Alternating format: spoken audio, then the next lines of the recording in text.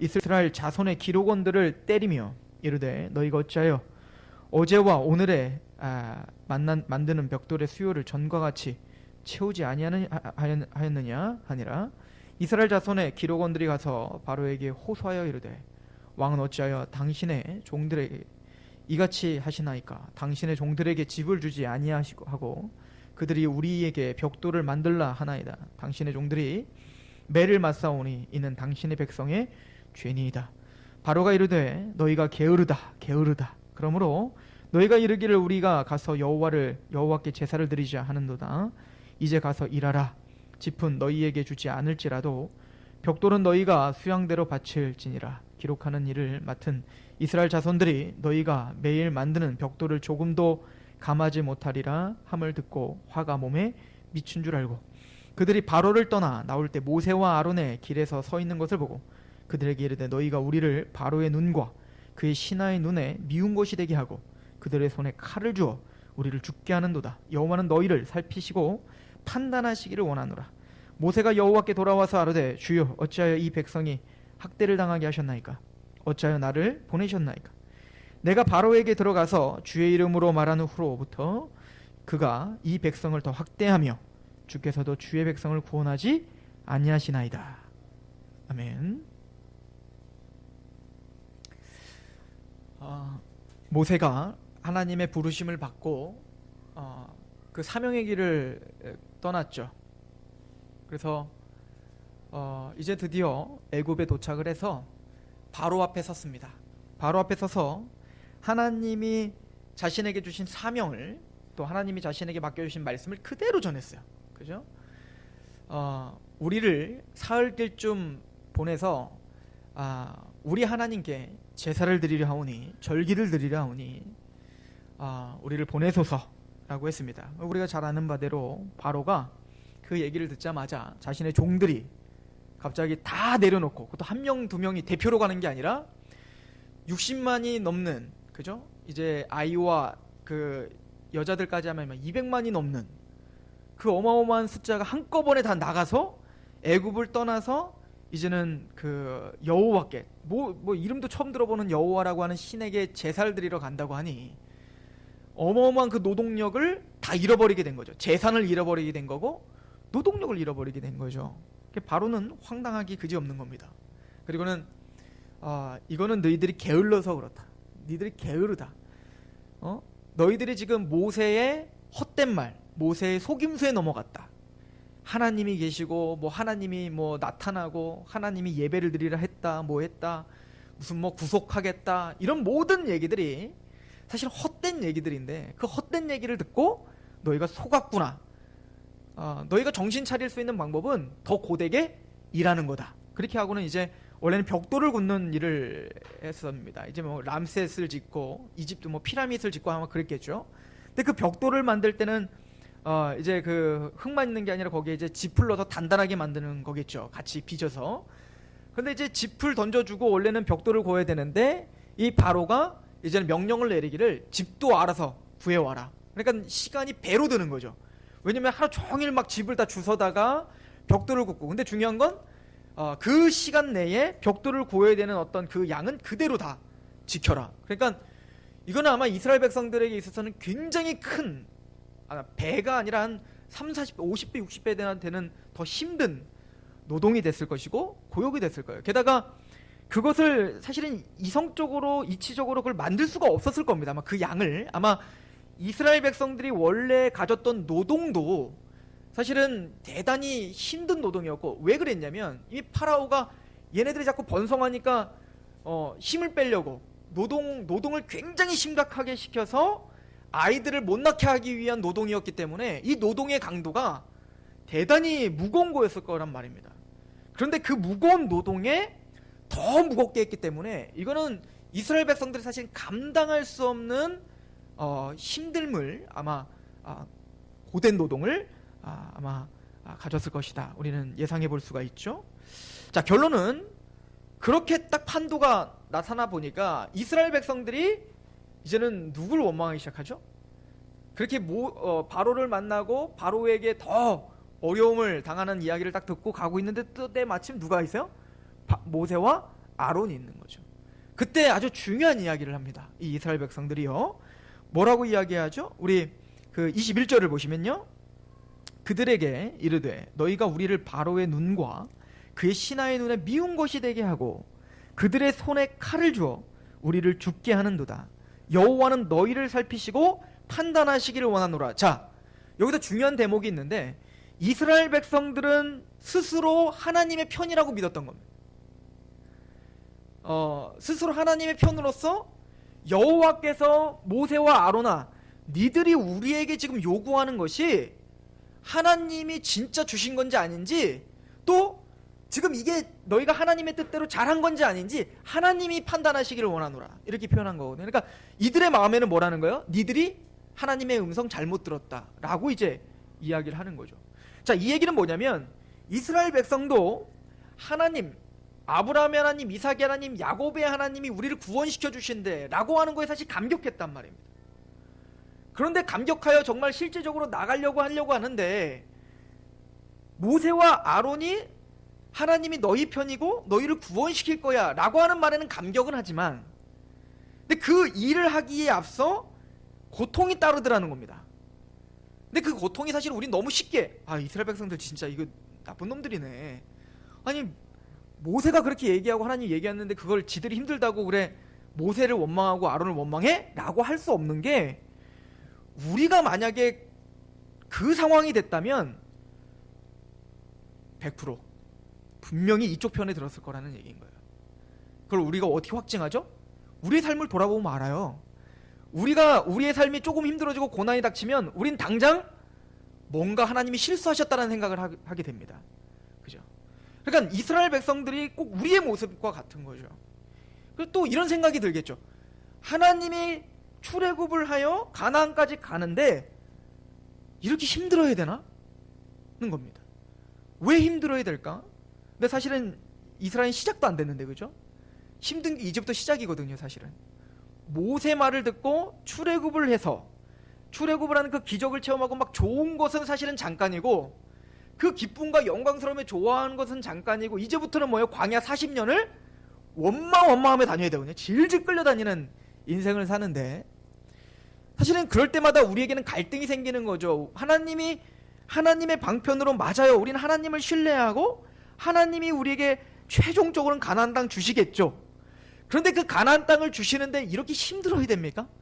라고 하는 원망이 생기더라는 겁니다. 그러니까 이스라엘 백성들은 그래서 모세에게 말하는, 야, 이게 진짜 하나님의 뜻인가 판단하기를 원하노라, 이렇게 이야기를 하는 것이죠. 오늘 말씀을 통해서 우리는 두 가지 관점으로 봐야 됩니다. 첫 번째는 그 파라오의 태도를 통해서 세상이 무엇인가, 파라오의 어떤 그 성격을 통해서 지금 하나님을 대적하게 하고 우리를 잡아 끌어 어쨌든 하나님을 원망하게 하는 그 세력, 우리를 어쨌든 믿음을 파손시키고 우리를 하나님과 떼놓으려고 하는 그 어떤 세력에 대한 이해를 우리는 좀 먼저 해야 되고요. 또 그 세력이 우리를 하나님과 갈등을 믿게 하고 하나님과의 관계를 자꾸 틀어서 마침내는 이루려고 하는 목적이 무엇인가를 오늘 파악해야 되는 거예요. 그리고 이걸 우리에게 적용해서 과연 우리가 그냥 살아가는 이 세상 속에서 과연 그럼 하나님과 우리의 관계를 파괴하려고 하는 그 세력과 힘과 어떤 유혹과 핍박이 우리에게 있고, 그러면 그런 모든 것들이 과연 우리에게 무엇을 요구하고 있는가 하는 것이죠. 그런데 또 그런 상황 속에서 모세와 이스라엘의 태도를 통해서 우리의 태도를 발견하는 겁니다. 그렇다면 더 나아가서 그럼 우리는 이런 상황 속에서 정말 믿음의 사람으로서 어떻게 우리가 헤쳐나가고 이겨야 되는가, 뭐 이런 이야기들을 우리가 상고해야 되겠죠. 자, 바로에 대한 이야기를 하기에 앞서 먼저 바로라고 하는 개인의 문제가 아니라 이것은 성경 지금 전반에서 말하고 있는 뭔가 큰 흐름이 있어요. 즉 하나님을 대적하는 큰 흐름이 있는데 그 흐름을 우린 죄라고 하죠. 다른 말로는 그걸 뭐라고 하면 사탄이라고 한단 말입니다. 그래서 아담이 이 땅에 존재하면서부터 어쨌든 아담을 끊임없이 유혹하여서 하나님과 떼어 하나님과 관계를 파괴시켜버린 그 세력이 있다고요. 이걸 에덴 동산에서는 이제 뱀이라고 했잖아요, 그죠? 뱀의 형체를 띠고 온 사탄이 그렇게 뭔가 이간질을 시켜서 그걸 성공하고 그 성공한 열매가 우리들인 거예요. 그래서 사실은 파라오의 이런 행태들은 파라오의 행태일 뿐만 아니라 전 인류의 행태고, 그리고 우리의 본성 안에, 우리의 죄된 본성 안에 농후하게 있는 특성들이 있더라는 것이죠. 좀 돌아가봐서 아담이 선악과를 따먹었을 때부터, 우리가 오전 예배 때도 좀 얘기했지만 아담이 선악과를 따먹은 것 자체가 우리는 크게 한 두 가지 정도를 생각해야 돼요. 첫 번째는 뭐냐면 스스로 하나님 되겠다는 것입니다. 선악과를 따먹었다는 것은 이 에덴 동산의 진짜 주인은 하나님이신데, 사실은 아담과 하와에게, 특별히 아담에게 그 에덴 동산, 하나님의 창조물을 정복하고 다스리라는 왕권을 줬단 말입니다. 왕권을 줬다고요. 그러니까 하나님의 통치를 인정하고 그 하나님의 것을, 내 것이 아니라 하나님의 것을 관리하고 다스리는 왕, 그걸 우리는 청지기적 왕이라고 한단 말입니다. 그래서 아담과 하와를 그런 청지기적 왕으로 문화명령을 주신 거예요. 그 에덴 동산은 하나님이 만드신 모든 피조세계를 정복하고 다스리라는 거죠. 근데 타락하기 전에 아담은 하나님을 알았다고요. 하나님을 진지하게 알았고 하나님이 누구신지를 알았단 말입니다. 근데 완벽한 지식은 아니었던 것 같아요. 그러니까 유혹에 그렇게 넘어가죠. 근데 아무튼 그래도 온전한 하나님에 대한 온전한 지식을 갖고 있었죠. 그러다 보니까 마음은 그 하나님을 사랑할 수밖에 없었단 말입니다. 그리고 그 의지는 그 하나님이 좋아하시는 하나님의 말씀대로 이거 해 저거 해, 무슨 율법을 막 십계명을 주고 이러지 않아도 그냥 아담은 그냥 말하는 거, 행동하는 거, 그리고 모든 삶 자체가 다 뭐였냐면 예배였고 하나님의 사랑의 표현이었죠. 그러니까 아담이 좋아하는 건 누가 좋아하는 거예요? 하나님이 좋아하는 게 됐다고요.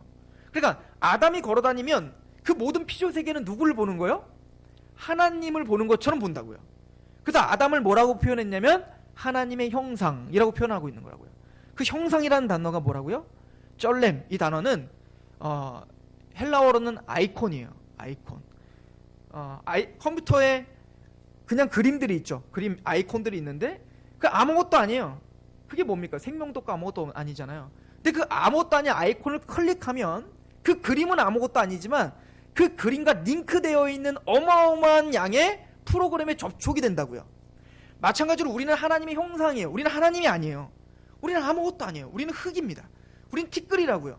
근데 그 티끌과 같은 우리에게 하나님이 생명을 불어넣어줬습니다. 그리고 우리를 하나님의 아이콘이라고 불러주셨다고요. 그러니까 원래는 모든 피조세계가 우리를 보면 우리를 통하여 무한하신 하나님과 접속이 되는 겁니다. 그러니까 우리를 통하면, 우리를 만지고 우리와 대화를 나누고 우리의 통치를 받으면 누구의 통치가 보이는 거예요? 하나님의 거룩하시고 공의롭고 정직하신 그 통치가 보이는 거예요. 이게 우리가 원래 하나님의 형상이에요. 그러니까 문화명령이라는 거 어려운 게 아니에요. 문화명령이라는 것은 꼭 양파를 썰은 칼과 같은 거예요. 그래서 우리가 닿는 곳은 양파를 썰은 칼로다가 사과를 깎으면 그 사과에 무슨 향이 나요? 양파 향이 나는 거예요. 마찬가지로 하나님의 형상이란 그 하나님의 형상된 자가 뭘 만지고 뭔가를 만들고 뭔가를 통치하면 그곳에서 누구의 향기가 나는 거예요? 하나님의 통치 향기가 나야 된다고요. 이게 원래 하나님의 온전한 형상이었단 말입니다. 그러니까 내가 왕이지만 철저하게 나는 없고 누가 왕인 거예요? 하나님이 왕이시고 하나님의 말씀이 맞습니다가 통하는 게 청지기적 왕인 거예요. 그런데 우리는 죄로 말미암아 이게 박살난 거잖아요. 그래서 우리는 로마서 8장에 보면 우리를 미리 아시고 미리 아신 자를 미리 정하시고 정하신 자를 의롭다 하시고 의롭다 하신 자를 영화롭게까지 하시느니라, 이 말씀을 하시기 전에 뭐라고 하죠? 우리를 미리 아시고 누구를 닮게 하고요? 그의 아들의 형상을 닮게 하기 위하여 정하셨다, 이렇게 표현한다고요. 그러니까 우리를, 여러분들을 하나님을 예정하시고 여러분들을 복음으로 불러주셔서 의롭다 하셨어요. 그 목적이 어디 있다고요? 그리스도의 형상을 본받게 하기 위하여. 이 얘기 뭐죠? 그리스도의 형상은 누구의 형상이에요? 온전하신 하나님의 형상이에요. 그러니까 우리의 하나님의 형상은 깨졌어요. 왜곡됐어요. 고장났다고요.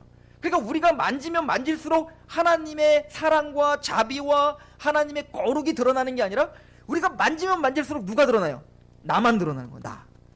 내가 건물을 지어놓으면 뭐요? 그 건물을 통해서 내가 이거 졌다 라고 하는 내가 찬양을 받으려고 하고, 내가 공부를 잘해서 1등하면 누가 좋아요? 아들이? 아니, 내가 좋죠. 그죠? 부모가 좋죠. 왜 자녀에게 그렇게 교육에 열을 내죠? 너를 위해서야 라고 하지만 뒤에서 뭐죠? 내가 영광 받고 싶은 거죠.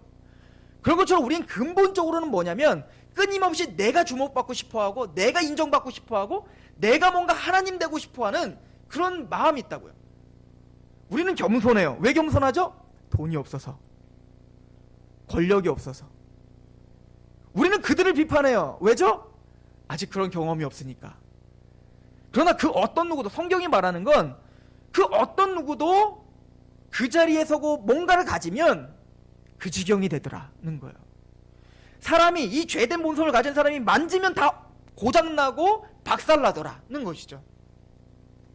그래서 구원을 표현할 때 예수님께서 우리는 새로운 피조물이 됐다라고 말하죠. 이 죄성에서 완전히 거듭나서 새로운 본성 가운데 살아가 있는 사람이다. 그리고 우리 뭐라고 하죠?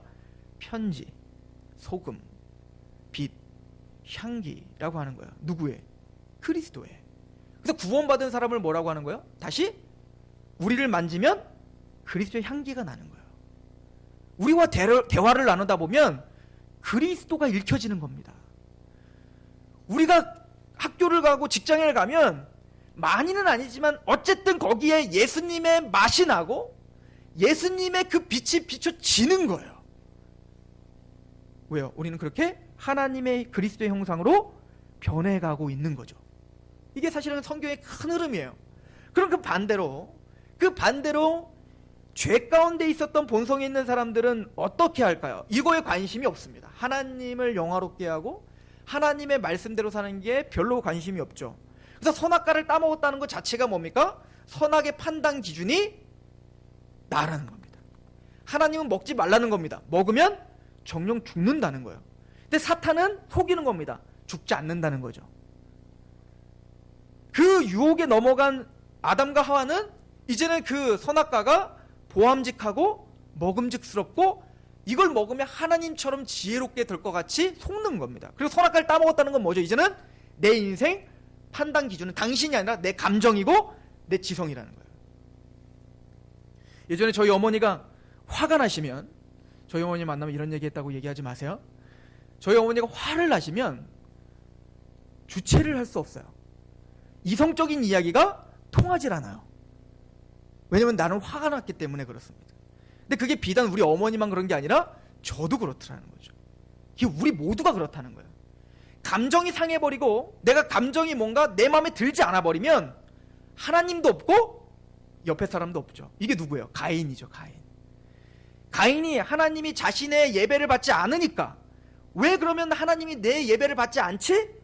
라고 고민하고 회개하고 돌이키는 게 아니라 악함의 상징인 가인은 어떻게 합니까? 분노하죠. 누구에 대해서 분노하는 거예요? 하나님에 대해서 분노하는 것이죠. 왜? 나는 분명히 내 감정과 내 생각대로는 나는 잘한 거거든요. 근데 하나님은 아니라고 말합니다. 그럼 누구 말이 맞다는 거예요? 가인은 겉으로는 예 하나님 말이 맞죠, 이렇게 하겠죠. 근데 이미 그 말투에는 뭐가 있는 거예요? 안색은 변하고 얼굴은 붉어지면서 예 아이고 어련하시겠어요. 네 맞으십니다. 꼭 가인이 그런 것처럼 인정을 하죠. 이게 뭐죠? 마음에선 이미 하나님의 선악을 판단 기준을 거부하고 있는 거예요. 누가 왕이 된 거죠? 하나님이 아니라 자기가 왕이 된 거죠. 그리고 자기가 하나님 된 거죠. 그리고는 놋 땅에 갔다. 놋이라는 것은 뭐냐면 유리하다라고 하는 거예요. 그러니까 하나님을 떠나 내가 살면 평안하고 더 행복하고 번영을 누릴 줄 알았어요. 그리고 또 실질적으로 번영을 누려요, 가인은. 그래서 어마어마한 성을 쌓잖아요. 그 성을 쌓고 그 이름을 에녹성이라, 자기 아들에게 명예를 돌리죠. 이게 무슨 얘기죠? 하나님의 영광에는 별로 관심이 없고 인간에게 그 모든 걸 집중합니다. 자, 그러면 그렇게 자기 자신을 사랑하는 가인의 후예들, 그 사람들이 행동하는 게 뭐죠? 철기 문명을 일으켰다라고 성경은 가르쳐주고 있죠. 농경 문화를 일으켰고요. 철기 문화를 만들어서 이게 좋은 거죠. 근데 얘네들은 이 좋은 걸 어떻게 활용하냐면 열심히, 예전에는 그냥 열매를 있는 걸 따먹었어요, 그냥. 그래서 열매가 없으면 굶고, 열매가 있으면 먹고, 하나님이 주시면 먹고, 하나님 주시지 않으면 기다리고. 이게 사실은 원래인데 이제 그러기가 쉽지가 않은 거죠. 그러니까 어떻게 하냐면 철기 문명을 가르쳐서 어떻게 해요? 농경 문화를 발전시켜서 쌓아놓기 시작합니다. 그럼 쌓아놓고 사람들에게, 못 먹고 못 사는 사람들에게 같이 나눠 먹는 게 아니라 나는 이미 배가 부르지만 그 배가 부른 것 이상으로 더 갖고 싶은 거죠. 앞에 있는 사람이 굶주려 죽어도 그거와 나는 상관없고 나만 배부르면 되는 거죠. 또한 그 철기 문명으로 뭐 하죠? 이제는 전쟁을 벌여서 내가 창고에 쌓아놓은 것도 부족하고 저 옆 동네에 갔더니 지금 쌓아놓은 가득 있지만 옆 동네에 더 있다더라. 그럼 어떻게 하는 겁니까? 걔네들을 죽여서 그것까지도 뺏어오고 싶죠. 이걸 계시록은 저주라라고 말합니다. 그래서 계시록에 보면 7인이 떠질 때 첫 번째 인이 뭐냐면 신말이죠. 신말이 뭐야? 이기고 또 이기려고 해요. 이거 인간의 탐욕을 말하는 겁니다. 이것 자체가 저주 가운데 우리가 살고 있는 거예요. 이게 공산주의든 자본주의든 마찬가지예요. 그러므로 이 바로는 그런 이기적인 욕망의 어떤 절정에 서 있는 사람인 거예요. 가장 대표적인 사람이 바로 파라오인 거죠. 그래서 그 가인의 후예 중에 그런 탐욕 가운데 젖어 탐욕의 극치를 다음에 이제 뭐 하고 싶은 거예요? 내가 하나님 되고 싶은 거거든요. 스스로 내가 우상이 되고 싶은 거예요. 그래서 골로새서의 사도 바울이 정확하게 묘사했죠. 우상은 뭐래요? 탐심이 우상숭배니라. 이건 파라오의 문제가 아니라 우리가 조금 갖고 있건 많이 갖고 있건 내 탐심, 내 욕심이 뭐라는 거예요? 우상이다 라고 성경은 가르쳐주고 있습니다. 우리 계시록을 한번 가볼까요? 계시록 18장입니다.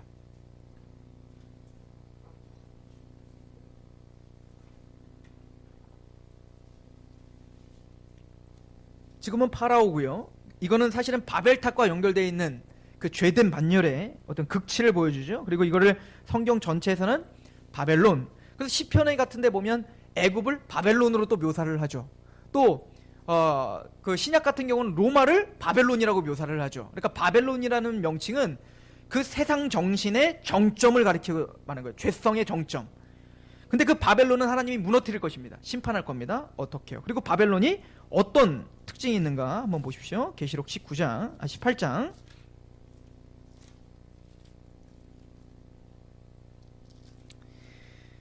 18장 우리 3절부터 제가 보겠습니다. 2절부터 볼게요. 힘찬 음성으로 외쳐 이르되 무너졌도다 무너졌도다 큰 성 바벨론이여 귀신의 처소와 각종 더러운 영이 모이는 곳과 각종 더럽고 가증한 새들이 모이는 곳이 되었도다. 이게 세상 정신이겠죠. 그 음행의 진노의 포도주로 말미암아 만국이 무너졌으며 또 땅의 왕들이 그와 더불어 음행하였으며 땅의 상인들도 그 사치의 세력으로 치부하였다 하더라. 그러니까 땅의 모든 왕들과 그 모든 상인들, 모든 사람들이 거기에 유혹을 당해서 다 거기에 똑같은 바벨론의 어떤 치세 가운데 그렇게 살았다는 것이죠. 죄 가운데. 4절 또 내가 들으니 하늘로부터 다른 음성이 나서 이르되 내 백성아 거기서 나와 그 죄에 참여하지 말고 그가 받을 재앙들을 받지 말라 이렇게 말하죠. 즉 하나님이 우리에게 명하시는 것은 하나님의 백성들아, 구속받은 백성들아, 우리 계시록으로 말하면 예수님의 피값으로 그 옷을 거룩하게 빤 14만 4천들아, 교회들아, 너희들은 그 바벨론의 그 세력에서 벗어나라, 그들과 함께 음행에서 벗어나라 라고 이야기하고 있죠. 그리고 그 바벨론의 음행과 그 악행이 뭐죠? 5절 그의 죄는 하늘에 사무쳤으며 하나님은 그의 불의한 일을 기억하시는지라. 그가 준 그대로 그에게 주고 그의 행위대로 갑절을 갚아주고 그가 섞은 잔에도 갑절이나 섞어 그에게 주라. 그가 얼마나 어떻게 했죠? 그가 얼마나 자기를 영화롭게 하였으며 사치하였든지 그만큼 고통과 애통함으로 갚아주라. 그가 마음에 말하기를 나는 여왕으로 앉은 자요 과부가 아니라 결단코 애통함을 당하지 아니하리라. 이게 가진 자들의 착각입니다. 이게 가진 자들의 망상이에요. 무엇인가를 갖고 권력이든 돈이든 이건 근데 사실은 많고 적음의 문제가 아니라 모든 죄인들의 특징은 뭐냐면 무엇인가를 내가 이루면 하나님까지도 내가 능가하는 뭔가 지혜가 있다고 착각한다고. 이게 망상이죠. 그렇게 사로잡힌 겁니다. 그러니까 지금 하나님이 심판을 명하고 있는데도 불구하고 이들은 망상에 사로잡혀서 뭐라고 하는 겁니까? 나는 여왕이라는 겁니다. 나는 절대 이곳에서 떨어지지 않는다는 겁니다. 이거 쉽게 얘기하면 세상 사람들이 나는 내 주먹을 믿지 라고 하는 것과 같은 맥락이겠죠. 8절 그러므로 하루 동안에 그 재앙들이 이르리니 곧 사망과 애통과 흉년이라. 그가 또한 불에 살라지리니 그를 심판하시는 주 하나님은 강하신 자이심이라. 그와 함께 음행하고, 그런데 그 바벨론과 함께 음행하고 사치하던 땅의 왕들이 그가 불타는 연기를 보고 위하여 울고 가슴을 치며 그의 고통을 무서워하여 멀리 서서 이르되 화이또다 화이또다 큰 성 경관성 바벨론이여 한 시간에 내 심판이 이르렀다. 근데 순식간에 하나님 모든 것을 멸절시켜버리겠다 라고 말하죠. 11절 땅의 상인들이 그를 위하여, 이 상인들은 뭐죠? 그 바벨론과 짝을 하여 먹고 사는 사람들입니다. 그걸로다가 내 부를 취하고 그런 원리대로 살며, 그것이 어떻게 보면 자신의 생명의 어떤 그 연장선상이 되는, 그러니까 바벨론이 무너지는 걸 통해서 막 애통하는 것이죠. 상인들이 그를 위하여 울고 애통하는 것은 다시 그들의 상품을 사는 자가 없음이라. 그 상품은 금과 은과 보석과 진주와 세마포와 자주 옷감과 비단과 붉은 옷감이요 각종 향목과 각종 상아그릇이요 값진 나무와 구리와 철과 대리석으로 만든 각종 그릇. 이거 무슨 특징이 있죠? 사치품들이죠. 그러니까 필요 이상으로 모으고 또 모아도 부족하여 더 모으고 싶은 탐욕이 가득한 바벨론이 바로 그런 죄성을 갖고 있죠. 13절 계피와 향로와 향과 향유와 유향과 포도주와 감람류와 고운 밀가루와 미리와 소와 양과 말과 수레와 종들과 사람들의 영혼들이라. 사람들의 영혼들까지도. 자, 이 이야기는 뭐냐면 바로 파라오가 바로 이런 바벨론의 특성을 갖고 있는 거죠. 사실은 이스라엘 백성들이 애굽 땅에 돌아왔을 때 사실은 이스라엘 백성들의 소유가 아니라고요. 이스라엘 백성들이 애굽의 소유가 아니라 파라오의 소유가 아니라고요. 하나님의 소유라고요. 더 나아가서 애굽 족속은 누구 때문에 먹고 살았던 거죠? 이스라엘 때문에 사실은 생명을 보호받았던 거란 말입니다. 그런데 이들이 뭔가 이제는 그 시대가 달라지고 자신들이 뭔가 힘이 있고 이스라엘 백성들을 자기가 소유할 수 있다고 생각을 하기 시작하고, 그리고는 그들을 재산처럼, 자기 재산처럼 생각해서 그들을 막대해도 된다고 생각하는 거예요. 게다가 자신의 유익, 자신의 만족을 채우기 위해서 하나님이 보내라 하지만 하나님의 뜻은 그들에겐 진리가 아닌 거예요. 파라오의 진리는 뭐죠? 지금 당장 노동력인 겁니다. 지금 당장 나에게 돈을 벌어줄 수 있는 노동력을 뺏어가는 것밖에 안 보이는 거예요. 하나님은 하나님의 백성을 돌려달라는 것이고요. 이 파라오가 하는 일은 뭐죠? 이 세상이 하는 일은 뭡니까? 바로 하나님의 백성들이 이제는 하나님이 거기서 꺼집어내셔서 하나님께 제사를 드리고, 뭐 쉽게 얘기하면 하나님께 예배를 드리려 할 때 그 예배를 드리지 못하도록 가로막는 역할을 하고 있는 겁니다.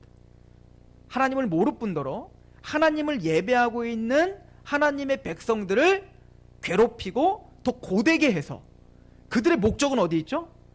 마땅히 하나님께 예배를 드리게 하기 위하여 출애굽을 시켜야 되는 그 이스라엘 백성들을 끝까지 붙잡아 하나님을 위해서가 아니라 파라오 자신을 위해서 람세스를 짓는 노동력으로 착취하고 싶은 거죠. 즉 사탄이 하는 역할은, 세상이 하는 역할은, 죄가 하는 역할은 마땅히 하나님의 백성들이 이제는 그 세상에서 타협하지 않고 떼어나와 하나님께 마땅히 예배자가 되고 하나님을 섬기고 하나님의 통치를 드려야 돼. 하나님의 통치를 인정하는 백성으로 살아야 되는데, 어쨌든 우리를, 하나님의 백성들을 얽어매고 붙잡아 하나님과의 관계를 끊어버리고, 그리고 마침내 하나님께 예배드리는 것들을 어떻게 하는 거예요?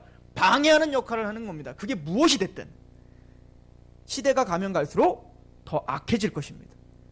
하나님 앞에 초대교회는 모이기를 힘썼죠. 모여서 했던 일이 뭐죠? 하나님의 말씀을 듣고 떡을 뗐습니다. 그리고 같이 찬양을 하고 화답을 하고 교제를 하고 또 자기의 삶의 터전에 들어가 그 교제, 하나님의 말씀의 힘을 갖고 다시 살아가는 역할을 날마다 모여서 했죠. 근데 시대가 가면 갈수록 모이기를 패하기 시작할 겁니다. 하나님의 말씀을 듣는 것을 어렵게 할 것입니다. 어쨌든 하나님께 예배를 드려야 되는 하나님의 백성들이 하나님의 예배와 하나님의 영광과 하나님의 말씀보다 뭔가 자신의 맡겨진 지금 당장의 어떤 그것으로 인해서 그 고통과 그 고난 때문에 점점 멀어지게 할 거라는 거예요. 히브리서를 가볼까요? 히브리서 10장입니다.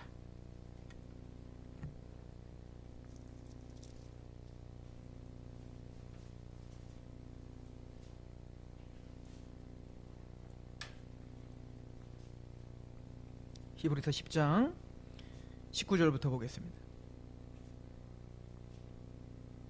그러므로 형제들아, 우리가 예수의 피를 힘입어 성소에 들어갈 담력을 얻었나니 그 길은 우리를 위하여 휘장 가운데로 열어놓으신 새로운 살 길이요 휘장은 곧 그의 육체니라. 예수님이 십자가의 은혜를 설명하죠. 또 하나님의 집 다스리는 큰 제사장이 계심에 우리가 마음의 뿌림을 받아 악한 양심으로부터 벗어나고 몸은 맑은 물로 씻음을 받았으니 참 마음과 온전한 믿음으로 하나님께 나아가자. 거듭남. 그래서 우리가 물로 씻어 정결케 되고, 그리고 우리가 성령으로 거듭난 하나님의 백성들은 마땅히 그 믿음을 가지고 하나님께 나아가 예배하고 하나님께 나아가 하나님을 경배해야 됩니다. 또 약속하신 이는 믿으시니 우리가 믿는 도리의 소망을 움직이지 말며 굳게 잡고 서로 돌아보아 사랑과 선행을 격려하며. 25절 같이 읽겠습니다. 시작. 모이기를 패하는 어떤 사람들의 습관과 같이 하지 말고 오직 권하여 그날이 가까움을 볼수록 더욱 그리하자. 모이기를 패하는 세력들이 있다는 겁니다. 지금 히브리서는 특별히 하나님이 예수님께서 오신다고 했는데 AD 60년대대로 오지 않는 거예요. 그러니까 많은 성도들이 이제는 그 신앙이 흐트러지기 시작한 겁니다. 당장 예수님이 오실 것 같았는데 안 오시는 겁니다. 게다가 로마와 또 유대인들의 핍박은 더욱더 강해집니다. 그러니까 갈등이 생기기 시작하는 거예요. 내가 믿는 게 맞나? 이렇게 사는 게 맞나? 아니 그냥 좀 포기하고 그냥 세상과 타협하며 살아도 그냥 괜찮지 않나? 이런 흐트러지는 일들이 벌어지기 시작한 겁니다. 그래서 히브리 기자는 그들에게 편지를 보내면서 너희가 믿는 도리를 굳게 잡아라 라고 말합니다. 그런 일이 있으면 있을수록, 그런 갈등적인 그런 고난과 그런 힘든 일이 있어서 자꾸 모이기를 패하는 일들이 자꾸 생기면 생길수록 너희들은 더욱 힘써 하나가 되어서 서로 선행하고 격려하라. 서로 뭉치라는 겁니다. 하나가 되라는 겁니다. 서로 교제하라는 겁니다. 말씀 앞에 서라는 겁니다. 그날이 가까움을 볼수록 더욱 그리하지 않은 거예요. 세상은 가면 갈수록 더 모이기를 패하게 할 거라니까요. 모이는 걸 어렵게 할 거예요. 바쁘게 할 겁니다. 또 뭔가 우리에게 계속 속일 거란 말입니다. 무엇이 중요한지를 희석시킬 거란 말입니다. 하나님이 원하는 그 원리가 아니라 세상적인 원리. 그래서 이스라엘 백성들이 고난이 닥치니까 네가 잘못 들은 거 아니냐고 손가락질하고 모세와 아론을 책망한 것처럼 이제는 하나님의 말씀에서 말하고 있는 어떤, 예전에는 그렇게 했겠죠. 예전에는 고리타분하게 그렇게 살았겠죠. 그러나 지금은 다릅니다. 신세대는 달라요.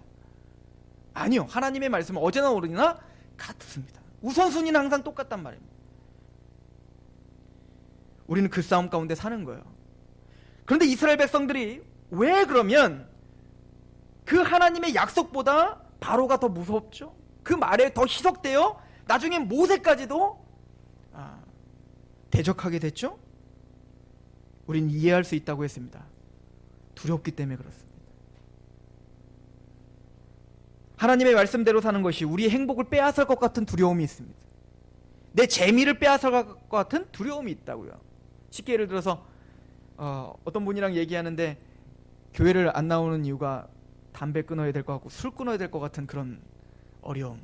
뭔가 이 재미를, 이 행복감을 예수님을 믿으면 포기해야 될 것 같은 거죠. 포기해야죠. 그러나 그걸 포기했을 때 우리에게 주어지는 진짜 기쁨이 뭐고 진짜 안식이 무엇인지를 모르니까 그렇겠죠. 근데 그 이유는 우리에게도 문제가 있죠. 그걸 포기하며 살고 있는 우리가 안 행복해 보이는 겁니다. 세상 사람들이 보기엔. 우리는 문화명령, 하나님의 형상대로 우리가 뭔가 사명을 다하고 있지 않은 거겠죠.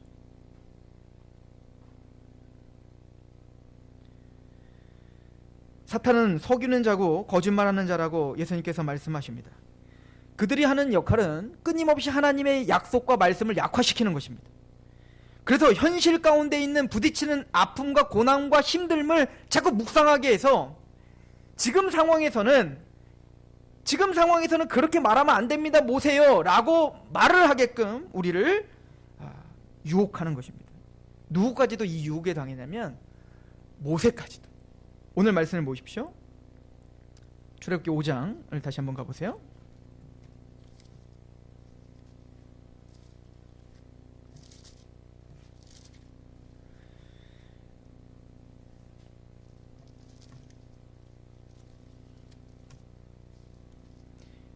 이스라엘 백성들이 자신들을 원망하는 소리를 듣고 모세가 굉장히 당황했었던 것 같습니다.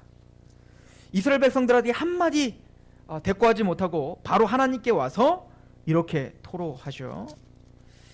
5장 22절 23절 모세가 여호와께 돌아와서 아뢰되 주여 어찌하여 이 백성이 학대를 당하게 하셨나이까? 어찌하여 나를 보내셨나이까? 내가 바로에게 들어가서 주의 이름으로 말한 후로부터 그가 이 백성을 더 학대하며 주께서도 주의 백성을 구원하지 아니하시나이다 하시니. 하나님 왜 구원 안 하십니까? 하나님 왜 하나님 말씀대로 살았던 이 사람들이 더 힘듭니까? 모세조차도 두려웠던 겁니다. 하나님의 말씀을 전했지만 그 말씀대로 살았더니 더 힘든 그의 백성들을 바라볼 때 하나님이 원망스러운 거죠.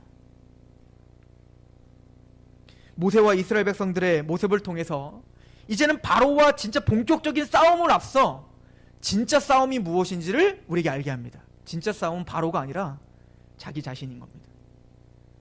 하나님의 언약을 갖고 있다는 우리 백성들이 파라오는 분명히 무너질 겁니다. 파라오는 분명히 하나님에 의해서 멸절될 겁니다. 마찬가지로 우리에게도 마찬가지예요. 하나님은 마침내는 예수님이 재림하시고 우리가 천국에 가고 마침내는 하나님이 우리를 승리하게 하실 거예요. 맞아요. 승리하게 하실 겁니다. 그 전쟁은 이미 끝난 전쟁이에요. 이미 확보된 전쟁이라고요. 근데 문제는 파라오가 아니라 세상이 아니라 나와의 싸움인 겁니다. 나와의 싸움. 내가 누구를 의지하고 있는가의 싸움인 거예요. 나의 두려움과의 싸움인 겁니다. 무엇을 신뢰하느냐의 싸움인 거예요. 지금 모세와 이스라엘에게 어찌 보면 하나님이 이젠 파라오와 본격적인 전쟁에 앞서 모세가 지금 자기와의 싸움에서 두려워하고 있다는 것을 보여주고 있는 듯하죠.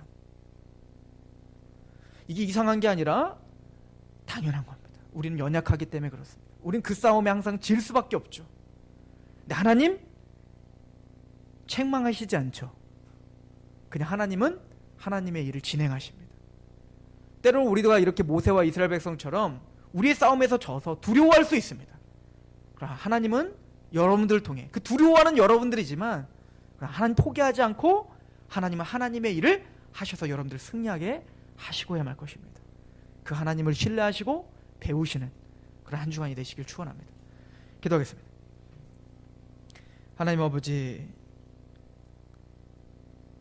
이스라엘과 모세가 바로와의 싸움이 쉽지 않음을 그 본격적인 전쟁에 앞서 알려주시고 자기와의 싸움에서 얼마나 힘없이 무너지는가를 보여주셔서 감사합니다. 우리가 그런 사람들입니다.